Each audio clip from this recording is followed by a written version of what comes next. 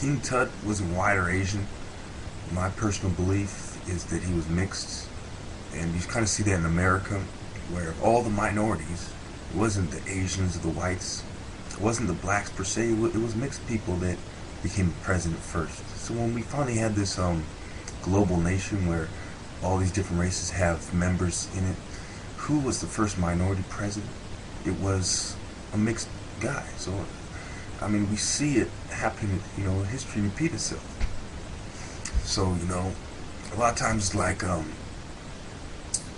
what I personally believe is the hybrid is superior,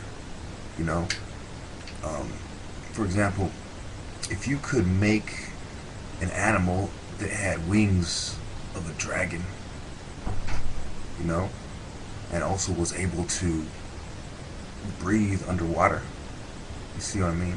You start combining all these different traits of different species of life, then you would have a hybrid superior animal. Kind of like in Revelations, the beast is described as having, all these different animal features.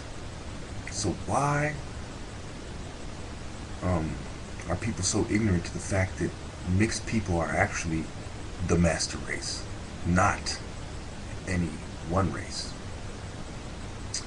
And you see this from a lot of ignorant people who don't want to admit that because they're so proud to be with their race. And their race really didn't do anything. It was the mixed members of the world that did. And the more mixed they were, they tended to be the more great they were. Like Jesus. Who was Jesus? He was somebody who was mixed. Like in Numbers, Moses takes an Ethiopian wife. So Jesus is a Jew who is a mixed race, who is the God race. Because God would not choose a race that was pure. Think about that. He would not do it. He said, I'm going to send my son in this mixed race. He did not choose a race that was pure. He did not take sides because none of them were found worthy. When he addresses the churches in Revelations, all of them he is harsh with.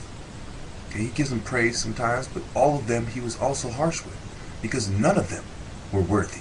The only worthy candidate was a mixed person. Think about that before you start hating on mixed people, before you start discriminating against